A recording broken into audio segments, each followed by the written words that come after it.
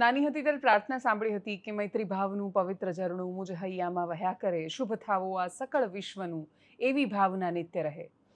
સમજણી થઈ ત્યારથી એ પ્રશ્ન હતો કે શું એવા માણસોને મળી શકાય છે કે જે ખરેખર સમષ્ટિનું વિચારતા હોય, જે માત્ર પોતાનું નહીં કે માત્ર પૈસાનું, કે હું મારા પરિવાર માટે શું કરીને જાઉં, કે કેટલી જમીનો ભેગી કરીને જાઉં, કે એમના માટે કેટલા બંગલા બાંધીને જાઉં, એવું ન વિચારતા હોય, પણ એ જે દિશામાં કે જે વિષયમાં કામ કરે છે, એ જેના માટે કામ કરે છે એનું પણ વિચારતા હોય. મારી સાથે મણિભાઈ પટેલ છે અને મણિભાઈને બહુ જ બધા પુરસ્કારોથી પુરસ્કૃત કરાયા છે. ખેડૂતોમાં એ ખૂબ જાણીતું નામ છે.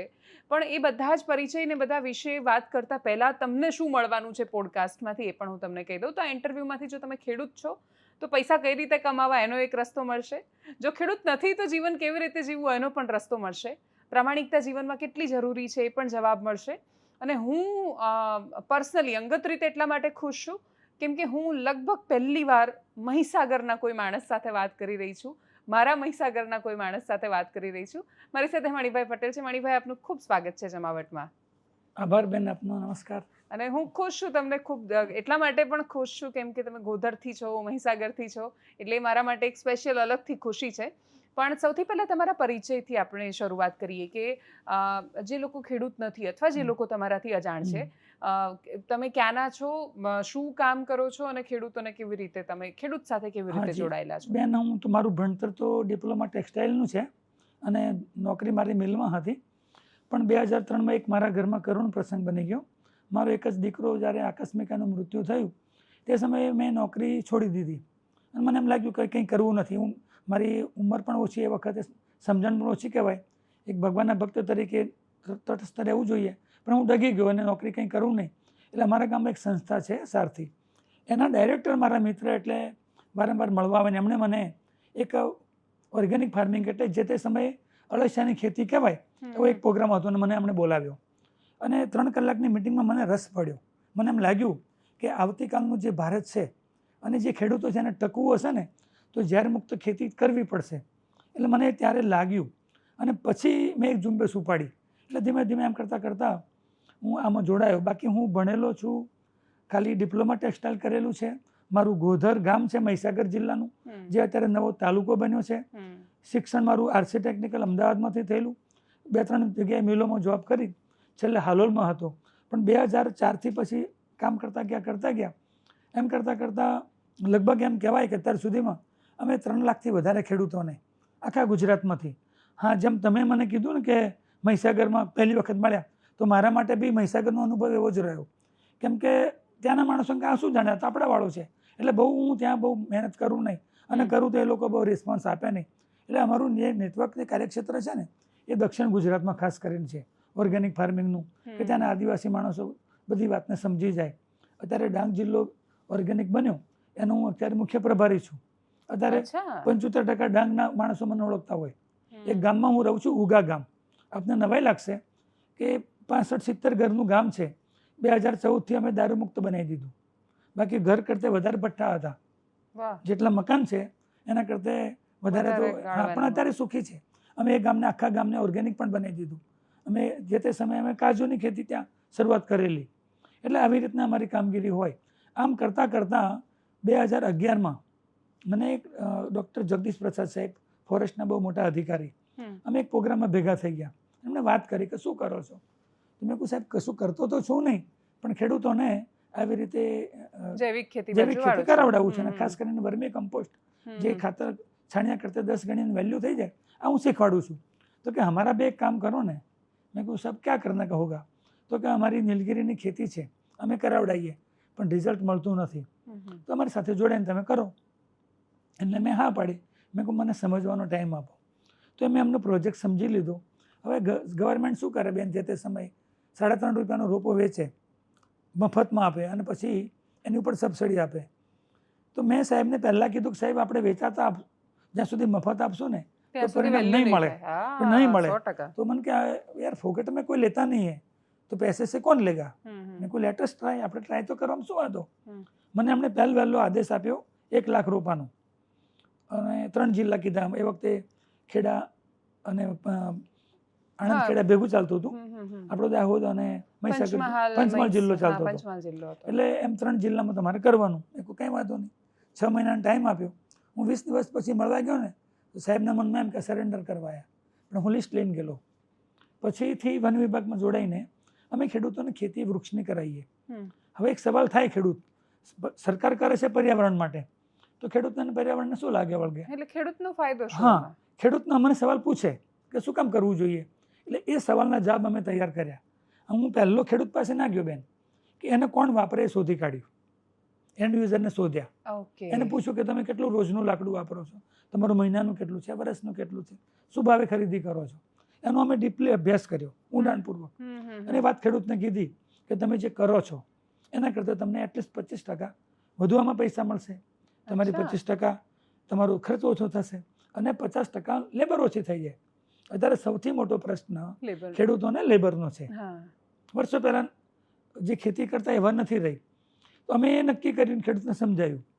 હવે અમે શરૂઆત કરીને બેન 2012માં, તો આપણા અણીનાથની બાજુના ગામ છે રેણા મોરવા અને વક્તાપુરા, ગોકળપુરા, શેરા તાલુકાના, ત્યાંના ખેડૂતોને અમે કન્વિન્સ કર્યા અને વાવેતર કરાવડાયું કે ભાઈ તમે. ત્યાં પણ નીલગિરી બહુ જોઉં છું. હા, અમે શરૂઆત કરેલી 2011-12માં. અને ત્યારે અમે કીધું કે તમને 1.5 થી 2 લાખ રૂપિયા મળશે 3 વર્ષ પછી કપાય ત્યારે. અને અમે શું કરેલું, જે કે પેપર સાથે એગ્રીમેન્ટ કરીને 5500 રૂપિયા ટન, એટલે 110 રૂપિયા મણ ખરીદીને લઈ જાય કાપીને. આવું એગ્રીમેન્ટ કર્યું. કાપીને બી એ લોકો કાપીને લઈ જાય કંપનીવાળા. એટલે ખેડૂતને કોઈ ચિંતા નહીં. હવે અમે જ્યારે એમને કીધું કે તમને 1.5-2 લાખ રૂપિયા મળશે, પણ જ્યારે કાપણી થઈને અમે ખોટા પડ્યા. મળવાના હતા અંદાજિત 1.5-2 લાખ રૂપિયા, પણ 3.5 થી 4 લાખની આવક થઈ.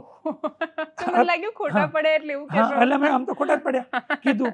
હવે આપણે ખેડૂતોને બધા ખેડૂતોને લાગુ પડે છે, જે સાંભળે બધાને. ખેડૂતોને કરોડપતિ થવું છે, લખપતિ થવું છે, પણ રાતોરાત થઈ જવું છે. અને એક બીજું સૌથી મોટો ગુણધર્મ, સૌથી વધારે કોઈ અદેખાઈ હોય ને તો અમારા ખેડૂતોની કોમ્યુનિટી. બાજુવાળાને જો પૈસા મળે ને તો બીજો રાત્રે ઊભો થઈ જશે. એટલે એ પૈસા મળ્યા ને એટલે ઊંધું થઈ ગયું. જે અમારે નીલગિરીમાં વાવેતર કરવા માટે એક્સિલેટર પર ગાડીને પગ મૂકીને દબાવી પડતી ને એને બદલે ઊંધું થયું. બધા જ લોકો લાગુ પડી ગયા. હવે અમને ચિંતા થઈ.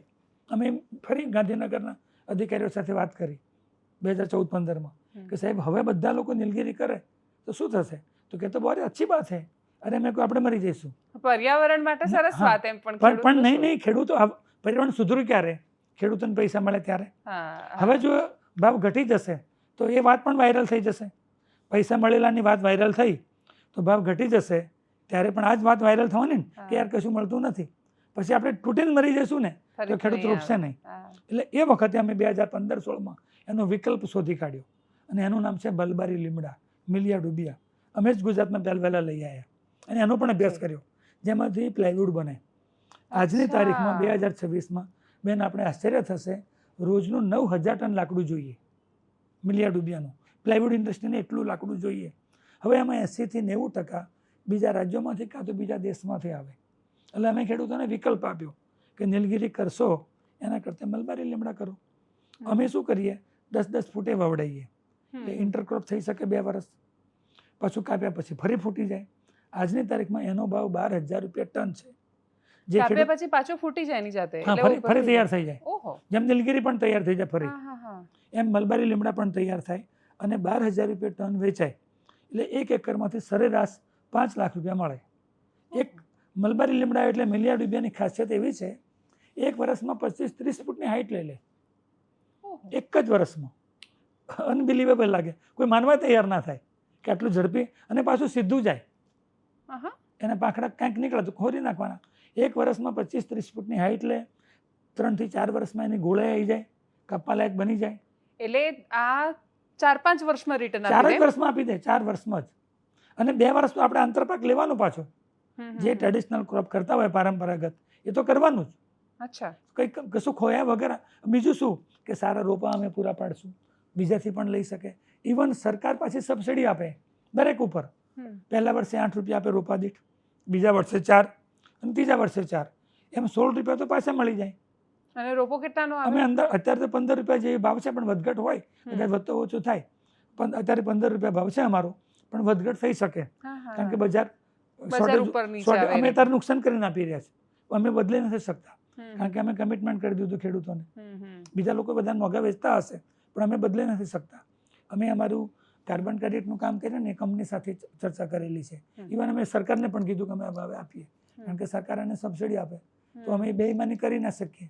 અને મને જ્યારે ઓનેસ્ટી માટે એવોર્ડ મળતા હોય તો હું તો ફરી જ ના શકું, એવું છે. મને બે વાત સમજવી છે આપણી આ ચર્ચામાં. આમ તો ખાસી બધી વાતો છે. એક તો ઓનેસ્ટી વાળી વાત પણ થઈ, અને એ સિવાય તમે એક શબ્દ બોલ્યા કાર્બન ક્રેડિટ. આ શબ્દ બહુ ચર્ચાય છે અને બહુ જ બધા લોકો એના પર બહુ જ બધી વાતો કરે છે. પણ જો એકદમ એટલે ડાંગના ખેડૂતથી માંડીને મહીસાગરના ખાનપુરના એક ખેડૂતને સમજવું છે, સુરેન્દ્રનગરના એક ખેડૂતને સમજવું છે, અને દ્વારકાના ખેડૂતને સમજવું છે દરિયાકાંઠે બેઠા બેઠા, તો એને એકદમ સરળ ભાષામાં તમે પહેલા કાર્બન ક્રેડિટ સમજાવો, એ શું છે? બરાબર, એ બહુ સમજવા જેવું છે. આ વાત થોડીક આપણે 1-2 મિનિટમાં પૂરી કરીશું. વસ્તુ એવી છે કે દુનિયામાં આપણા પર્યાવરણમાં જે વાયુમંડળના વાયુઓ છે ને એનું પ્રમાણ નિશ્ચિત હોવું જોઈએ. દાખલા તરીકે આપણું ઓક્સિજન છે તો 21% હોવું જોઈએ. એવી રીતે કાર્બન ડાયોક્સાઇડનું પ્રમાણ છે 0.37, 0.5%થી પણ ઓછું છે. હવે સાયન્ટિસ્ટોએ જે પૃથ્વીનું આપણા પર્યાવરણનું સાયન્ટિફિકલી એમણે કોમ્પ્યુટરાઇઝ ડેટા કાઢ્યો ને, તો 10 લાખ વર્ષનો ડેટા એવો નીકળ્યો છે કે 10 લાખ વર્ષમાં વધઘટ થાય ને ટેમ્પરેચરની, વધઘટ થતી, પણ છેલ્લા 70 વર્ષમાં, દુઃખ લાગે એવી વાત પણ કહું છું, આપને દુઃખ થશે, સાંભળનારા દરેકને દુઃખ થશે, 70 વર્ષમાં એવી ઘટના બની છે કે ટેમ્પરેચર, તાપમાન વધ્યું ને એ પછી ઘટ્યું નથી, વધતું ચાલ્યું. આવું નવું ચાલશે તો આવનારા 20-25 વર્ષ પછી કોઈને કશું જ નહીં કરવું પડે, કારણ કે કોઈ જીવવાનું નથી. આ વસ્તુ બની કેમ? તો એના માટે પેરિસમાં આજથી 2014માં એક આખી સમિટ મનાલી, એને પેરિસ એગ્રીમેન્ટ કહેવાય છે. દુનિયાના 192 દેશ ત્યાં ભેગા થયેલા, અને ત્યારે નક્કી એવું કર્યું કે ભાઈ કાર્બન ડાયોક્સાઇડનું પ્રમાણ વધ્યું. આપણે એટલું બધું મોટાભાગે સમજીએ છીએ કે કાર્બન ડાયોક્સાઇડ ઝેરી વાયુ છે, શ્વાસની તકલીફ પડે, આપણે બીમાર પડીએ, ત્યાં સુધી તો બધા જાણે છે, પણ નથી જાણતા એ વાત હવે આપને કહું છું. આપણે ત્યાં સૂર્યના તાપમાન વધ્યું કેમ? તો સૂર્યના કિરણો સીધા નથી આવતા, વચ્ચે ઓઝોન વાયુનું પડ છે. હવે આ જે કાર્બન મોનોક્સાઇડ એને છિદ્રો કરી દીધા, બહુ જ મોટું હાર્મફુલ ચીજ છે, બહુ જ કડવી વાત હું કહી રહ્યો છું, બધાને લાગુ પડે. જેટલી વસ્તી છે દુનિયાની, જેટલા હ્યુમન બિંગ છે, ભારતને 140 માટે નથી થતી, આખી દુનિયા માટે વાત થાય. હા, આ ગ્લોબલ વિષય છે. જે હોલ કડી ગયા છે કાર્બન ડાયોક્સાઇડના કારણે, એને બંધ કરવા માટે શું કરવું પડે? તો જ્યારે પેરિસમાં જે સંમત થયો એમાં 3 ઓપ્શન આપ્યા. પહેલું કીધું ફેક્ટરીવાળાઓને કે ભાઈ તમારી ફેક્ટરીઓ બંધ કરી દો, એ શક્ય નથી બનવાનું.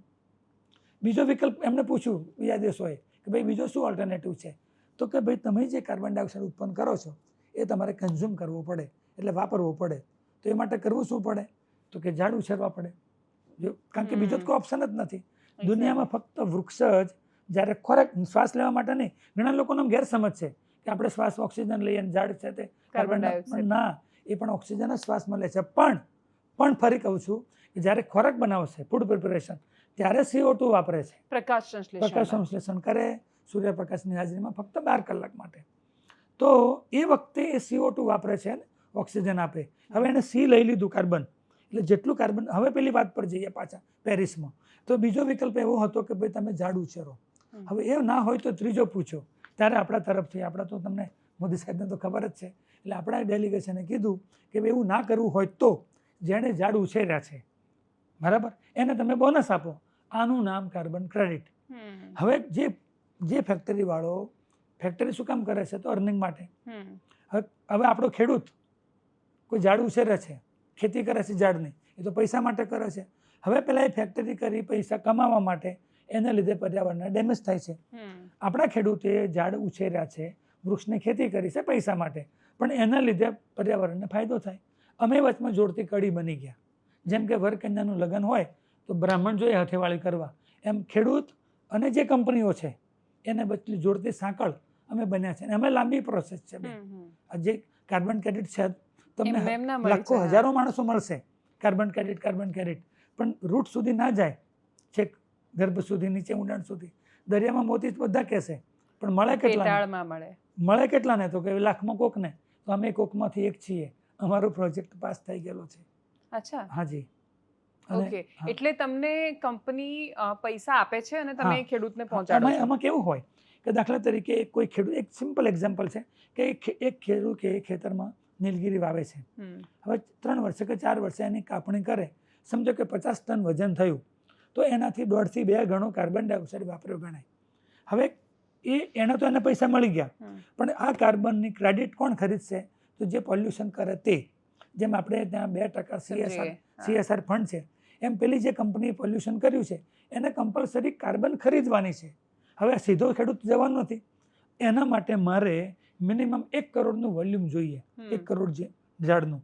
હવે હું તો છેલ્લા 15 વર્ષથી દર વર્ષે બેન ખેડૂતોને મિનિમમ 1 કરોડ ઝાડ વવડાવું છું. દર વર્ષે 1 કરોડ.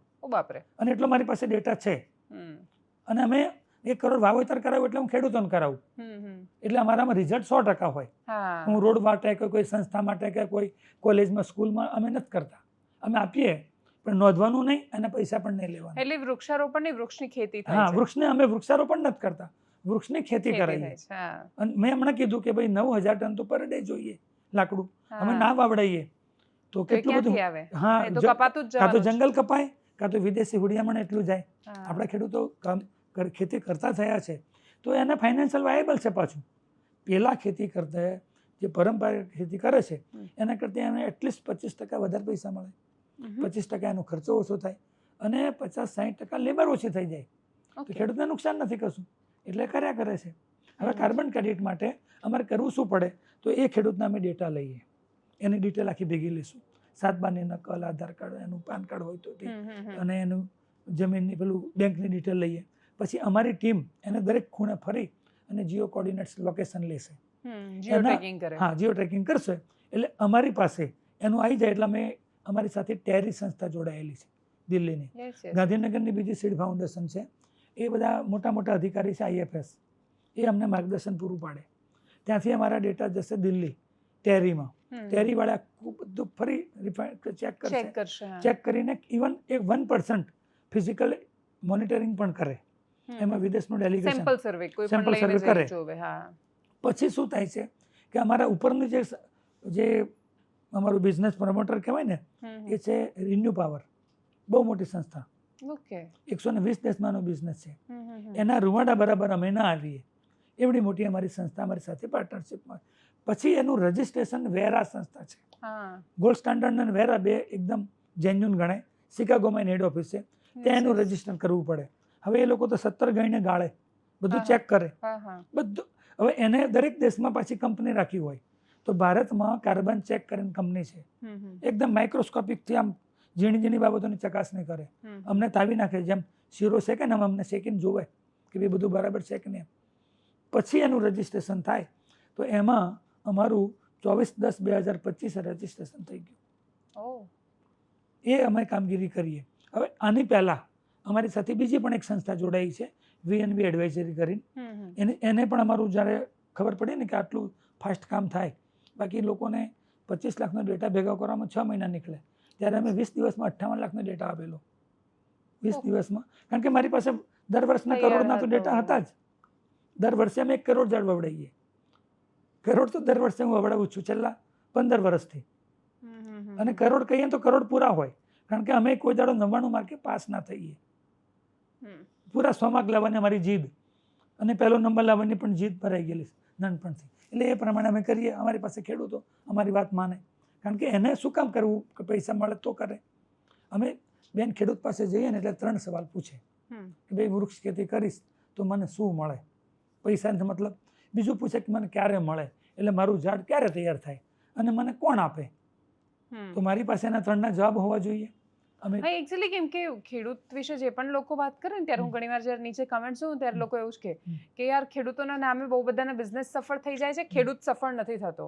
અને હકીકત શું છે કે જે પાકની ખેતી કરે છે, તમે જુઓ કે 24 કલાક તમે ટીવી જુઓ, તમને દરરોજ 365 દિવસ ખેડૂતની સમસ્યા, એના પ્રશ્નો, એની તકલીફે દેખાશે જ. બેન મને 2017માં રૂપાણી સાહેબના હાથે વન પંડિતને એક એવોર્ડ આપેલો, બહુ મોટી ડિગ્રી ગણાય. ત્યારે અમારા સાહેબ સાથે બેસવાનું થયેલું. એમણે એક સવાલ મને પૂછ્યો કે તમને કોઈ આમ ફિલ્ડમાં કામ કરતા તકલીફ પડે? મેં કહ્યું હા મને પડે છે ને. ત્યારે મેં એક વાત કીધેલી, ખેડૂતોને સાંભળવા જેવું છે. મેં કીધું કે અમારા ખેડૂતો એના ખેતરમાં ઘઉં, ચણા, બાજરી, તુવેર કરે, પાક તૈયાર થઈ જાય વેચી દે છે, કોઈને પૂછતા નથી. તો એના જ ખેતરમાં ખેડૂત ઝાડ વાવે છે, નીલગિરી કરી, લીમડા કર્યા કે કોઈ પણ ઝાડ વાવ્યું, કરી છે તો ખેતી, તો શું કામ ફોરેસ્ટ ડિપાર્ટમેન્ટ જોડે 2 જોડી ચંપલ ઘસાય ત્યાં સુધી ધક્કા ખાવા જોઈએ? તો એ પરમિશન પણ નીકળી ગઈ છે. અચ્છા, હવે તો ખેતરમાં ખેતી કરશે ને તો એ પોતાની જે તે વેચી શકશે. એ અમે કરાવી શક્યા છીએ સરકારમાં. બીજું મેં એક ખાસ કીધેલું કે આપણે ત્યાં ભારત દેશમાં જે આપણું પેલું છે ને દંડ સંહિતા, પિનલ કોડ, એમાં અગ્રમ અગ્રી કઈ છે તો 302. કોના માટે છે તો મર્ડર કરેથી, અને સજા કેટલી તો જન્મથી. મેં સાહેબને કીધેલું કે એના કરતાં એક મોટો ગુનો છે, આપને પણ નવાઈ લાગશે, ખેડૂતોને છેતરપિંડી કરવી ને એ મર્ડર કરતાં મોટો ગુનો છે, હું સાબિત કરી દઉં. એટલું બધું ખરાબ હાલત થાય છે કે આ લોકો આપઘાત કરીને કેમ મરે છે. દાખલા તરીકે હું એક મિટિંગમાં જોઉં ને કલાક બોલું ને તો એને બ્લડમાં ગાળી દઉં, નીલગીરી કે લીમડા ગાળી દઉં. હવે મારી વાતમાં આવી જાય અને બિચારો છેતરાઈ ગયો હોય, હવે એને 2-4 મહિને જતી ખબર પડે એટલે એને ઘરવાળા પૂછે શું થયું. પહેલાં 2-3 વખત ના બોલે પણ પછી વારંવાર પૂછે કે પેલો ગોધરવાળો મણીલાલ છેતરી ગયો કે પટેલ. હવે એ વખતે જ કંઈ ના બોલે, પણ જ્યારે તણખા જરે ને ત્યારે મેણા મારે. પેલો મોટા કરોડપતિ થવા ગયેલા, પેલો બુશ મારી ગયો ને કે એ બંદૂકની ગોળી કરતાં વધારે વાગે. પછી પરિવારમાં ખબર પડે આ જ વાતની, અને 5-25 જણા બેઠા હોય ને ત્યારે લો આ તો કરોડપતિ થવા ગયેલા ને પેલા બુશ મારી દીધો. એ એટલા માટે બિચારો એક તો નુકસાન થયું હોય ને પેલો મરી જાય. મેં રૂપાણી સાહેબને ત્યારે કીધું હતું કે એના કરતાં અઘરી કાનૂન બનાવવાની મોટી સજા કરજો. એટલે હું તો જે ખેડૂતો સાથે કામ કરે ને જેટલા સાંભળે છે હાથ જોડીને મારી વિનંતી છે, બધાને છેતરજો પણ ખેડૂતને બચાવજો બસ. એટલે પૈસા બનાવવા માટે બહુ બધા ધંધા બધું છે કરજો દુનિયામાં. પણ ખેડૂતને કોઈ દિવસ એની આંતરડી કકડે ને એવું કામ કરતા નહીં. અમે તો સરકારના લાખો કરોડો રૂપિયા પરત કરેલા છે, અમારી તો પ્રોફાઇલ આખી જુદી છે. પણ ખેડૂતને જોવું ને, હું સ્વામિનારાયણનો ભગત છું, સ્વામિનારાયણ મંદિરમાં ભગવાનના નામું અને ખેડૂતોને ચરણ વંદન કરું છું, કારણ કે એ જીવડાઈ રહ્યા છે.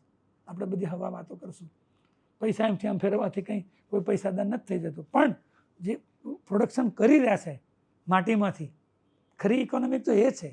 અને એ કેન્દ્રમાં રહેવું જોઈએ, બધાના કેન્દ્રમાં ખેડૂત હશે ને તો જ હું તમે દુનિયા ટકવાની છે, તો પર્યાવરણ બચવાનું છે. બાકી બીજા લોકો કોઈ એન્જિનિયર કે ડૉક્ટર કે કોઈ ટેકનોક્રેટ કે બ્યુરોક્રેટ 5 ઝાડ વાવશે ને તો 50 જગ્યાએ છપાવશે આટલા ઝાડ વાવી દીધા. અમારો ખેડૂત 50,000 ઝાડ વાવશે ને કોઈને ખબર નથી પડતી. અલ્ટિમેટલી પર્યાવરણ તેણે બચાવ્યું છે પણ એનો કોઈ પ્રચાર નથી થતો ને કરવો એ નથી. પણ બધાને કહું છું કે બસ ખેડૂતને જોવો ને ત્યારે વંદન નમસ્કાર કરજો. ને ઝાડને માટે બી કહું છું કે એક દિવસ શંકર ભગવાને ઝેર પીધું તો એ દાડે દેવમાંથી મહાદેવ બની ગયા, ખરું કે નહીં? અને ઝાડ તો રોજ 12 કલાક ઝેર ખાય છે. એટલે અમે તો પ્રતિજ્ઞા લેવડાવીએ, જ્યારે કોઈ મળે બહેનોને હમણાં ભણાવીએ છીએ અમે, ત્યારે પણ પ્રતિજ્ઞા લઈએ કે ઝાડ મળે ને તો મહાદેવ કરતાં મોટું છે એમ માનજો અને એના એ ભાવ રાખીને વર્તન કરજો. આવું અમે બધાને શીખવાડીએ છીએ. અને અમે મહીસાગરમાં આ વખતે ઝુંબેશ ઉપાડી છે એટલે આપને ખાસ મળવાનું થયું છે. મહીસાગરમાં શું છે બહેનોની ઝુંબેશ? એટલે અમારે થયું બેન કે ગયા વર્ષે અમે 3 કરોડ ઝાડ વાયા ને મને ગ્લોબલી ગ્રીન કમાન્ડોનો એવોર્ડ મળ્યો. અને એ વાત આપણા મહીસાગરના કલેક્ટર ડીડીઓને ખબર પડી. એટલે ડીડીઓ સાહેબ અમારી પાસે આવ્યા ગોધર. મને કે આપ दूसरे डिस्ट्रिक्ट में करते हो तो महीसागर में क्यों नहीं? એટલે મેં કહ્યું સર दूसरे डिस्ट्रिक्ट वाले सब लोग हमको सपोर्ट करते हैं, प्रशासन સબ કરતે. હા, એટલે આપેલું પોતાનાને વેલ્યુ ના હોય ને એમ. હા, એટલે અમને ઘરકી મુર્ગી દાલ બરાબર. વહીવટી તંત્ર મદદ કરે. અને હવે મહીસાગરમાં કરવાનું થાય ને બેન તો તમે મહીસાગરનો ખબર છે આપણે ત્યાં બધું નથી શરૂઆત થાય. જમીન તો કે નથી, ઓછી જમીન છે. પાણી તો કે નથી, પાણીની સુવિધા તો કે નથી. પછી લોકો પાસે પૈસા, આપણો ગરીબ પ્રદેશ છે, પૈસા નથી. બીજું કે એની પાસે સમજણ નથી અને વિશ્વાસ તો બિલકુલ નથી અમારી ઉપર. તો આ બધા નથીમાં મારે કરવું હોય તો શું કરવું પડે? એટલે અમે કાજુની આખી ડિઝાઇન બનાવવામાં મને 2 મહિના લાગ્યા. અમે શું કર્યું કે 12 ફૂટે કાજુ વવડાવીશું અને વચ્ચે જમીન વધે એમાં આપણે ખેતી કરવાની. હવે કાજુનો સ્વભાવ કેવો છે કે એનું ધીરે ધીરે વધે, ચંદન જેવું. તો એને ફાસ્ટ ગ્રોથ કરવા માટે એને હરીફાઈ કરવી પડે. આપણે અત્યાર સુધી શું માનતા કે જેલસી કોના વધારે? આપણે એવું માનતા હતા કે 2 નંબર છે, પણ ના, એને બીજો નંબર આવશે. 1લો નંબર તો ઝાડમાં જતો રહ્યો. ઝાડમાં બહુ જ હરીફાઈ કરવાની તેવડ હોય, બહુ કોમ્પિટિશન કરે. એટલે પેલું મિયાવાકી શેમાં થયું છે એ જલ્દી નજીક વાવો ને એટલે એકબીજાને કોમ્પિટિશન કરે. એટલે આપણે શું કરશું, કાજુની જોડે બીજું ફાસ્ટ ગ્રોથ વાળું ઝાડ, જેમ કીધું ને મિલિયાડુબિયા છે, નીલગિરી છે, બીજું સરું છે. સરું સીધું જાય. આ ઝાડનો સ્વભાવ કેવો? સીધો જવાનો ને જલ્દી વધવાનો. એટલે એની કોમ્પિટિશનમાં પેલું ઝાડ જલ્દી મોટું થાય. હવે અમે ઇકોનોમિક્સ કેવી ગોઠવી તે જનરલી 40 રૂપિયાનો રોપો છે, પણ અમે બહેનોને કાર્બન ક્રેડિટવાળાની મદદ લઈને 20માં આપશું, ખાલી 20 રૂપિયામાં. ઓકે. એની ઉપર વન વિભાગને ભેગું કરી લીધું, સામાજિક વનીકરણ. એ લોકો 16 રૂપિયા સબસિડી આપે. ઓહો. પહેલા વર્ષે 8 રૂપિયા, પછી 4 ને પછી 4, એટલે ફ્રી થઈ ગયું. હા હા હા. એક પડીકેના પૈસામાં થઈ ગયું 4 રૂપિયામાં. હજી પણ હજી કંઈ ખૂટતું હતું, એટલે અમે મનરેગા એટલે નવી જી રામજી બની ગઈ. હા હા. અમે એક સિસ્ટમમાં બધાને સાહેબને મળીને નક્કી કર્યું કે જે લોકો પોતાના ખેતરમાં ઝાડ રોપે બહેનો, હા, હા. એમને મનરેગાના 10 થી 12 હજાર રૂપિયા જે એની વેલ્યુ થતી હોય રોજગારીની, પોતાના ખેતરમાં કામ કરશે ને ખાડો કરીને માટી આપણે ગોળ કરશે, નિંદામણ કરશે કે એને પાણી આપશે, એટલે જે રોજગારી આપવાની છે એને પોતાના ખેતરમાં આપો, મળી ત્યાં જ. અને એને એના પૈસા મળશે. એટલે એકદમ ઇઝી ગોઈંગ અમે આ કરાવી દીધું. પછી કાજુની એક ખૂબી કહી દઉં કે કાજુ આપણે ત્યાં મહીસાગરમાં કરવું હોય ને તો આપણને ખબર છે કે પહેલું ચોરીની બીક વધારે રહે, રહે કે ના રહે. આપણે કહેતા મને શરમ આવે, પણ શું થાય, હકીકત છે તો કેવી પડે, આપણી લક્ષણો જાણીએ. તો કાજુને કોઈ ચોરી નહીં જાય. કાજુને ફોડશું ને તો એસિડિક પદાર્થ નીકળે છે, હા, કાજુ મોઢામાં ચોરાય. નાખશો દાજી જાય, હા, હા. ઇવન હાથમાં દાજી જશે. એટલે એને કમ્પલસરી ફેક્ટરીમાં લઈ જવું પડે. હમ. એક બીજી વાત મને હમણાં જાણવા મળી 15 દાડા પહેલાં. અમે આપણે ત્યાં વિરણિયા બાજુ નીકળેલા, મઠમુવાડી બાજુ. હા હા તો એક ભાઈને ઝાડ બધા કરેલા ને તો ખાલી કાજુ બચેલા. મેં કહું કેમ આમ? તો કે ઢોર ભરાઈ ગયા પણ કાજુ નથી ખાતા. એટલે કાજુના ઢોર નહીં ખાતા, ચોરે નહીં કરે. આ એક- ના હા. ઢોરની બીક ના ના ચોરની બીક. ચોરની બીક નથી ઢોરની બીક. બીજું કે એને પ્રોસેસ કરવું પડે, એટલે અમે એની પણ જોગવાઈ કરી લીધી. અમે કલેક્ટર મેડમ, આસિસ્ટન્ટ કલેક્ટર જોડે વાત કરીને એની ગ્રાન્ટ અલગ ફાળવી જ દીધી. Processing unit. હા, એ કરવાના જ છીએ. અચ્છા, એ તમે જ કરશો. હા, અમે બહેનોને જ કરી આપશું. બહુ અમારા સરસ. અત્યારે એટલે એ બહેનોના ગ્રુપ હા, બનાવતા બહેનો હશો સ્વસહાય તમે. જૂથ જે છે, હા હા, એ વાત અધૂરી રહી. અમે એમને મળ્યા ને એટલે અમે નક્કી કર્યું કે કોના મારફતે કરશું. તો જ્યાં સુધી પુરુષોને આપશું ને તો રિઝલ્ટ મળે નહીં ખેડૂતોને. 2009-10 પછીથી મોદી સાહેબને અમે જ વિનંતી કરેલી કે બહેનોને નહીં લાવો ને તાલીમમાં ત્યાં સુધી રિઝલ્ટ નહીં મળે. ત્યારથી શરૂ થયું છે અને પછી પરિણામ પણ મળ્યું. તો અમે આપણા મહીસાગરમાં 8,000 જૂથ છે, એમાં એક્ટિવ છે 6,000, એકદમ સજીવ જૂથ. તો એ 60,000 બહેનો થાય એને અમે વૈજ્ઞાનિક તાલીમ આપશું, શીખવાડશું અને એમના મારફતે કરાવડાવીશું, એટલે રિઝલ્ટ પણ મળે. અને એમાંથી જે એક્ટિવ જૂથ હશે, જ્યાં વધુ વાવેતર થાય ને ત્યાં અમે ફેક્ટરી કરી આપશું. આવી અમારી વન વિભાગની 3 ફેક્ટરી દક્ષિણ ગુજરાતમાં છે. અચ્છા. એક લાછકડી ગામે છે, બીજી માંડવા ગામે છે, એક બાજુનું ગામ મને ભૂલી જવાયું છે. દરેક જિલ્લામાં અમારી મતલબ હવે કાજુ ખરીદવા માટે ગોવા જવાની જરૂર ના, નથી. ના, તમે ના. ડાંગ જાઓ કે પછી મહીસાગર આવો. હા હા, અમે એના કરતાં આપણે મોટું હબ બનાવી દઈશું. ઇવન અમે ત્યાં અમે કામગીરી કરેલી છે આજથી 10-12 વર્ષ પહેલાં. ઓકે. ડાંગ, વલસાડ અને નવસારીમાં અમે વવડાયેલા, હમ. એટલે મને અનુભવ હતો અને ત્યાંના પ્લાન્ટ પાછા લાવીને અહીંયા મૂકેલા. હવે આપને નવાઈ લાગશે, જે વિકાસ ત્યાં થયો ને હા. એનાથી સારો અને એકદમ સુપર વિકાસ આપણા જિલ્લામાં પણ થયેલો છે. આપણા આહા. જિલ્લાના ઝાડ છે, અમે Okay. બધું સાહેબોને બતાવ્યું, હા, હા, આપણા હા. અધિકારીઓને કે જો કેટલું 3 વર્ષમાં એનું ફ્લાવરિંગ ફ્રૂટિંગ શરૂ થઈ જાય. ઓહો. હા, હવે એનું ઇકોનોમિક સમજાવી દઉં હા, કે yes. દાખલા તરીકે 3 વર્ષ સુધી એ વાવશે હમ. તો ઇન્ટરક્રોપ તો એ લેવાનો છે, હમ. 10-20% ઓછું આવશે. 3જા વર્ષમાં જે વચ્ચેના ઝાડ કીધા ને એને પૂરક વૃક્ષો કહીએ, હા. Supplementary tree. હા, હા. 3-4 વર્ષે કપાય તો 1.5 થી 2 લાખની આવક મળે છે, એક હમ. એકરની. એક એકરની જ વાત. જેટલા પૂરક વૃક્ષો છે એની, હાજી, જે આમાં આપણે શરૂ ન રાખ્યા શરૂ છે નીલગિરી શાખા તો મલબારી લીમડા, છે. એવા જે કોઈ વાવવું પણ. હોય. હા, હા, હા. એ દરેક ઉપર સબસિડી તો મળી ગઈ, હમ, હમ, એની હમ. પર કાર્બન બી અમે આપશું, પણ એને રિયલ વાસ્તવિક આવક કેટલી થાય તો 3 વર્ષ દરમિયાન આંતરપાકની જે આવક મળી એને મળવાની. હમ. પૂરક વૃક્ષો કાપશું ત્યારે જે પ્લાયવુડમાં ફેક્ટરીમાં જવાના છે તો 1.5 થી 2 લાખની આવક એને થાય. હવે કાજુની વાત કરીએ કે એક છોડ ઉપરથી એક ઝાડ બનવાનું છે, હમ. એમ આંબાની કલમ હોય ને એવું મોટું ઝાડ બનશે. હવે એક ઝાડ ઉપરથી કિલો ગણીએ જ, ખાલી વધારે નીકળે પણ 1 કિલો શરૂઆતમાં નીકળ્યા. હવે એનો 150 રૂપિયા ભાવ ગણીએ રો મટીરિયલ, તો એના 300 કિલોના 45,000 રૂપિયા મળ્યા હમ. અને 1.5-2 લાખ રૂપિયા બીજા મળી ગયેલા. એટલે યરલી એની લાખની આવક થઈ ગઈ. હવે ઝાડ મોટું થશે, બીજા વર્ષે 2-2.5 કિલો નીકળ્યા, 2 કિલો ઝાડ નીકળ્યા ને એના પરથી તો 80,000 થી 90,000 સરેરાશ લાખ રૂપિયા ઇન્કમ આવક એની દર વર્ષે 50 વર્ષ સુધી મળવાની છે. એવાને એને મજૂરી મટી ગઈ. હવે બીજું એક તકલીફ એ થાય, આપને ખબર છે ને બધાને ખબર છે, અત્યારે ટ્રેડિશનલ ક્રોપ કરવામાં કેટલું બધું જોખમ છે. હમ. એક તો એના ભાવ વધતા ગયા ફર્ટિલાઇઝરના, અને ફર્ટિલાઇઝર આપવાથી જમીન બધી ખરાબ નષ્ટ થઈ થવા ગઈ. નષ્ટ થવા લાગેલી. બીજું આમાં શું થશે કે આપણે તો 10% 12 ફૂટે કરશું તો 8% જમીન વપરાય, હમ, હમ. 92% જમીન તો એઝ ઇટ જ છે, એમાં ખાતર નાખવાનું નથી. કદાચ નાખવું બી પડશે તો બી નથી નાખવું પડતું, અને ખાતર વાપરશું તો 92% જમીનમાં તો એ બચી ગઈ, પર્યાવરણ બચી ગયું. બીજું એને થશે શું, એક અમે એના જે વિપરીત પરિબળો છે ને, અત્યાર સુધી શું ગણતા હતા કે ભાઈ કૃત્રિમ પરિબળો હોય અને કુદરતી પરિબળો.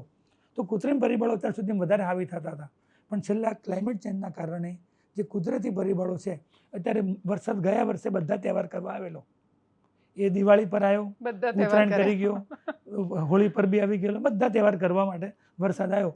આપણે તો હસવામાં કાઢી નાખ્યું, પણ એ જ્યારે ખેડૂતની દશા કેવી થતી હશે, એને બધા તહેવાર બગડે. કોને કઈ જઈને કે. એટલે અમે કહીએ છીએ કે ભાઈ આપણી જે ખેતી કરનારા ખેડૂતોને અમે પહેલું શીખવાડીએ કે લાંબી મુસાફરી હોય તો સીટ સારી લેવાની અને બેસવા માટે, અને એક ખિસ્સામાં પૈસા નહીં મૂકવાના. એટલે એક જાતની ખેતી નહીં કરવાની, અલગ અલગ કરી હોય. હમણાં જ આપણે ત્યાં મહીસાગરમાં દિવાળી અને દેવ દિવાળીની વચ્ચે જે વરસાદ પડ્યો ને, 8 ઇંચ પડેલો એક જ રાતમાં. કરોડો રૂપિયાની ડાંગર આખી તણાઈને તરી ગયેલી. સરકારે વળતર ચૂક્યું, પણ શું કરે, ખેડૂતની હાલત બધી જતી રહે. એવા સમયે આ ઝાડની ખેતી ટકી જાય છે, એને મરતો બચાવી લે. ભલે 10 એકર જમીન છે, 2 એકરમાં કર્યું હશે ને તો એ ઊભો રહી શકશે. આ અમે શીખવાડીએ ખેડૂતોને. અને બીજું આ તો ફાઇનાન્શિયલ વાયેબલ છે. બીજું એક આપણે ત્યાં પરિબળ આવ્યું છે કે ત્યાં બધા જ લોકો નોકરીની પાછળ, સિટીની પાછળ આંખ બંધ કરીને દોડતા થઈ ગયા. અને તમે ઇવન આપણા ત્યાં તો બ્રાહ્મણ સમાજની કેટલી બધી જમીનો હતી 50 વર્ષ પહેલા. ખાનપુર તાલુકામાં બ્રાહ્મણ ડોમિનેટિક આખા ગામ હતા, બરાબર. હવે એ બધા સુરતમાં જતા રહ્યા, રસોઈયા બની ગયા, બીજા જમ્યા. હવે જમીનો કાં તો એ ભાગે આપેલી અને કાં તો વેચી કાઢી. હા, કાં તો વેચી. હવે ભાગે આપે ને તો પેલો ભાગવાળો પૈસા લઈને ના આવે, કાગળિયું લઈને આવે હિસાબનું, આટલા રૂપિયા આમ થાય ને. એમાં ખોટું કશું નથી હોતું બિચારાનું. કાગળ જે લખ્યું ને સાચું જ હોય છે. હવે પેલાનો કેવો જીવ બળે ખેડૂતનો. તો એવા ખેડૂતોને કહીએ છીએ, ભલે તમે સુરતમાં રહો, બીજા રહો, કે જે સાંભળતા હોય, દરેકને મારી વિનંતી છે, તમને આમાં પૈસા મળશે, પુણ્ય મળશે અને આત્મસંતોષ થશે. પેલો હિસાબ લઈને કાગળિયું કોઈને આવે નહીં, પૈસા તમે કમાઈ શકો છો. અમારી પાસે એવા લાખો હજારો ખેડૂતો છે કે જે 1 વર્ષના વાર્ષિક લાખ રૂપિયાની ખેતી આમાં લઈ શકે છે, આવક વૃક્ષ ખેતીમાં છે. આ શક્યતાઓ છે. તો કેટલા કાજુ વવડાઈ રહ્યા છો તમે? અમારો લક્ષ્યાંક એક વર્ષનો 1 કરોડનો હતો, પણ અમે થોડાક મોડા પડ્યા છીએ, કારણ કે અમારી જે કાર્બનની ફાઇનાન્સ કંપની અમને થોડુંક ડીલે કરાવડાયું. એટલે આ વખતે અમે 25 લાખ વાવશું. ખાલી મહીસાગરની વાત કરું. હા, મહીસાગરમાં જ 1 કરોડ કરવાના હતા. એમાંથી 25 લાખ કરશું. તો એને સપોર્ટિંગ વૃક્ષ છે ને 50 લાખ, એમ કરીને 75 લાખ આપણે વાવી દેશું. બાકી ગુજરાતમાં તો આનો વ્યાપ હતા કે બીજા તાલુકાના, બીજા જિલ્લાના ખેડૂતો અમે ના તો નહીં પાડી શકીએ. ઇવન મને હમણાં ફરવાના આવ્યો 4 દિવસ પહેલા પાલનપુરથી. પાલનપુરમાં 26 ફેક્ટરીઓ છે કાજુની, પ્રોસેસિંગ યુનિટ. મેં પૂછ્યું ક્યાંથી લાવો છો? તો કે અમારું 95% વિદેશથી આવે. વિદેશથી કાજુ લાવે, રો મટીરિયલ આફ્રિકા બાજુથી, બીજાથી. હવે એ બધું અમારે બંધ કરાવડાવવું છે. આપણે શું કામ બીજા, આપણે ત્યાં બધું સગવડ છે. આપણે ત્યાં મેં વાત કે લોકો સિટીમાં નીકળી ગયા, ગામડામાં તો કોણ, તો 60થી વધારે ઉંમરવાળા જ હોય, ખેતીવાડી એમનાથી થઈ શકતી નથી. તો આવું કરી મૂક્યું હોય ને તો સિટીમાં રહેનારા દીકરા દીકરીને ચિંતા ના રહે, બાપાને રોજ ખેતરમાં નહીં જવું પડે, અને એટલું વિઝિટ તો પેલો મારી શકે. અને પૈસા દેખાશે ને તો એ દોડતા થઈ જશે. મારો આશય બેન એવો છે કે જે લોકો છોડીને જતા રહ્યા છે ને, એ પાછા ગામડા મોટું ઘર છોડીને નાનકડી ઓડીમાં રહે છે, એ લોકો ક્યારે પાછા આવશે? કંઈક એમને સુગંધ દેખાશે પૈસાની. એટલે ટકી તો રહેવું જોઈએ, કેમ કે ખેડૂત ટકી નહીં રહે તો એ પછી કેમ એને પાછા આવે? પરવડતું નથી બિચારાને. અને બધા એના પ્રતિકૂળ સંજોગોના કારણે એ ટકી શકતો નથી. પણ તકલીફ એમ થાય કે આપણે ત્યાં સાહસિક ખેડૂતો એ નથી. આજે હું દાખલા તરીકે 15 વર્ષથી 1 કરોડ ઝાડ વવડાવું છું, મહીસાગરના 2% નથી. હા, કારણ કે એ કંઈક નવું કરવા માટે એને 2 વસ્તુ જોઈએ. એક તો એને ડેરિંગ જોઈએ થોડું, અને વિચાર શક્તિ હોવી જોઈએ કે ના મારે કરવું છે. એવા ઓછા ખેડૂતો મળી રહ્યા. હમણાં નવા થોડા તૈયાર થયા, પણ હજી એવા ઘણા બધા અમારા પટેલોના મોટાભાગના ગામ ખાલી થઈ ગયા. જેમ અત્યારે બ્રાહ્મણો 50 વર્ષ પહેલા ગયા ને, તો 20 વર્ષથી પટેલોના ગામ ખાલી થઈ ગયા. હવે ખેતી પટેલનો મુખ્ય વ્યવસાય છે. હવે દીકરીઓ ખેતર જોઈએ નથી હોતા. તો એવા ખેડૂતોને અમે ભલામણ કરીએ. જેટલા સાંભળે બધાને મારી વિનંતી છે કે ભાઈ આ એક સસ્ટેનેબલ ખેતી છે. તમારો 80-90% ખર્ચો ઓછો થઈ જશે. એક વખત વાવી દીધું પછી તો શું કરવાનું છે એને જોવાનું જ નથી એક જ માણસ રાખશો તો ખાલી તમારો વહીવટ આપ્યા કરશે ને એટલું તો એ જઈ શકશે. એને બી ઘણી વખત એવું પણ બન્યા છે, અમે એવા સૌરાષ્ટ્રના ગામો છે જ્યાં અમે મલબારી લીમડા કરાયા ને, વધારે તો નહીં કહેતો પણ 5 થી 7% ખેડૂતો નવા જોઈને છોકરાઓ સુરત છોડીને પાછા ખેતરમાં આવતા થયા છે. હા, કેમ કે સુરતમાં એ મંદી આવે છે ને, હા. તમે સમજો કેટલી મજબૂરી છે કે એને હીરા ઘસવા જવું પડે છે. બેન એને પૈસા મળતા થયા ને, અમે એની યાદી બનાવવાની શરૂ કરી છે. હમણાં મારી 17/4 જુનાગઢનું મોણિયા ગામ છે, ત્યાં અમે રાત્રે મિટિંગ કરી હતી અને અમે એક લિસ્ટ અમે શું કીધું કે ભાઈ તમે માલ તૈયાર થાય લીમડાનો મિલિયા ડૂબિયા તો તમારે વેપારીને નહીં વેચવાનું. અમે એફપીઓ બનેલું છે એને પાવર આપ્યો. અમે રાતે 11 વાગે સાહેબોને જગાડેલા ગાંધીનગરના અધિકારીઓને. મેં કહું ભાઈ આ છે એને કરાવડાવો. સાહેબો સારા છે અત્યારે આપણા ગુજરાતના, આપણી વાતનો ગર્વ છે. એમાં અમારા વન વિભાગના અધિકારીને રાત્રે ફોન કરો તો એ ઉપાડે. અને અમે એવું નક્કી કર્યું કે ત્યાં 3000 ખેડૂતો જે અમને વાવેતર કર્યું ને એમને ખેડૂત મંડળ બનાવ્યું અને કેવું કર્યું કે આપણે જાતે વેચવાનું. એટલે પેલા નાક દબાઈ શકીએ ફેક્ટરીવાળાને. ફેક્ટરીવાળાને માલ જોઈએ છે, એને લાકડું જોઈએ, વેપારી લઈ જાય તો ગમે તે ભાવે લઈ જાય, તો શું કામ આપણે આપી દેવું પડે? એટલે અમે ખેડૂતને તમે પોતે જ એપીએમસી એના એટલે અમે જે એપીઓ, હા, એ આપણું એફપીઓ બનેલું ને એમાં એફપીસી આવે છે ઉપર 4-5-10 એફપીઓ ભેગા થાય, ક્લસ્ટર ભેગા થાય એટલે પછી 4-5 એફપીઓ ભેગા થાય તો એફપીસી બને. તો એફપીસીને આ કામ સોંપી દીધું કે ભાઈ તમે ખેડૂતો પાસે લઈ અને ફેક્ટરીને પહોંચતું કરો, વચ્ચે મિડલમેન નીકળી જાય, 2 પૈસા ખેડૂતને વધારે મળે, એફપીસી સદ્ધર બનશે તો નવું કંઈક સારું કરશે. આવા આશયથી અમે રાત્રે મિટિંગ કરેલી. એટલે જેમ દૂધમાં સહકાર છે એ હા, રીતે હા. આખું ટિમ્બરમાં અમે સરકારને પણ રજૂઆત કરી છે. ટૂંક સમયમાં ઈ ટિમ્બર બનાવવાનું બી પ્લાન કરી રહ્યા છીએ. ઓનલાઈન જ હા. આખું થઈ એટલે આખું એક પ્લેટફોર્મ બનાવવા માંગીએ છીએ. એટલે હજારો ખેડૂતો હોય, આ બાજુ સેંકડો કંપની હોય, ફેક્ટરીઓ, ડાયરેક્ટ એકબીજાને કરીને સંપર્ક કરીને લઈ શકે મીડિયેટર નીકળી જાય અને વચ્ચેવાળા નીકળી જાય અને એ જ બધી મલાઈ ખાઈ જતા હોય છે. અમે તો એવું વિચારી રહ્યા છે કે આવું કંઈક થાય. મહીસાગરના કોન્ટેક્સમાં મારો એકચ્યુઅલી પ્રશ્ન એ છે કે તમે જ્યારે કહું ને કે બહેનોને રોજગારી મળે, 4 રૂપિયા જેમને ખર્ચવાના થાય એટલે એક પડીકું લે એટલા ભાવે એમને મળી જાય. પણ એ જિલ્લો એવો છે, ઇવન ડાંગ પણ ઘણો બધો, કે બહુ જ બધી બહેનો એવી હશે કે જે કદાચ 4 રૂપિયા પણ એક છોડના ખર્ચી શકે એ પ્રકારની એમની સ્થિતિ નહીં હોય, તો એ લોકોને કઈ રીતે જોડશો? આમ તો બેન અમે અત્યાર સુધી મારું જે જીવન છે ને એ આમ સમર્પિત જીવનમાં પહેલી વખત હું જેટલા સાંભળતા હોય બધા માટે એક વિનંતી સાથે ભીખ માગીશ. અમે મોટા અમારા કલેક્ટર મેડમને કીધું, આસિસ્ટન્ટ કલેક્ટર બેન ચંદ્રિકા બેન બધાને, કે જેની પાસે કશું જ નથી ને એની પાસે આપણે રૂપિયો લઈને આપશું, રૂપિયો લેશું. અને અમને એવા બધા ખેડૂતોની પાસે કોઈ અમારા મોટા ખેડૂતો છે એમ કહીએ કે ભાઈ તમે 100 ઝાડ આપો, ખાલી અમને 21 રૂપિયા આપો, ખાલી એક તમારા નામનો ટેગ માગી દેશું અને કોઈ કલેક્ટરે કોઈ અધિકારી આપ્યું હોય તો મૂકશું કે ભાઈ આમના તરફથી તો અમને આ સાહેબ તરફથી મળ્યા છે, યાદગીરી રાખજો. કે કોઈ મોટા અધિકારી આપ્યું હોય તો અમે બેનને કહેશું કે બેન આ તમારા દીકરાને જેમ મને સાચવજો, કોઈ મોટા સાહેબે આપ્યું છે. તો અમે લોકો એક ઝાડને ઉછેરવા માટે હજારો રૂપિયા બગાડી નાખે ખાલી પાણી આપવાના, તો અમે ખાલી 21 રૂપિયામાં 50 વર્ષ 60 વર્ષ ઝાડ જીવે ને ત્યાં સુધી ઓલાને ડોનરને અમર બનાવી દેવાના છીએ. તો એવું અમે ઈચ્છીએ છીએ. આમ તો મારો સ્વભાવ નથી, પણ અમારી કોઈક બહેન પાસે કશી જ સગવડ નથી, તો એના માટે એક વિનંતી કરી રહ્યા છીએ કે થોડું ઘણું તમારાથી 2, 5, 10, 25 ઝાડ આપશો ને તો એ બહેનો જતન કરીને ઉછેરવાની છે. એકચ્યુઅલી બહુ જ બધું તમે આ વાત કરી એટલે મને એ વિચાર આવ્યો કે અનેક માણસો એવા છે, મેં પણ મારી આજુબાજુ જોયા, મેં પોતે બર્થડે હોય કે બધું હોય ત્યારે શું કરીએ તો કે આપણે એવી સંસ્થાઓને જઈને પૈસા આપીએ અને એ સંસ્થાઓ ત્યાં નામ લખાવી દે કે ભાઈ આના તરફથી છે કે આ લોકોને, એ લોકો એવી ખાતરી લેતા હોય છે કે અમે ઉછેરીએ, પણ એના બહુ પૈસા થતા હોય છે, સારો એવો ખર્ચો લે છે એ લોકો એક ઝાડ ઉછેરવાનો. અમારે તો ફક્ત 21 રૂપિયા જોઈએ છે એક ઝાડ. 21 રૂપિયા? 21 રૂપિયામાં આનું ઝાડ ઉછેરીને બતાવીશ.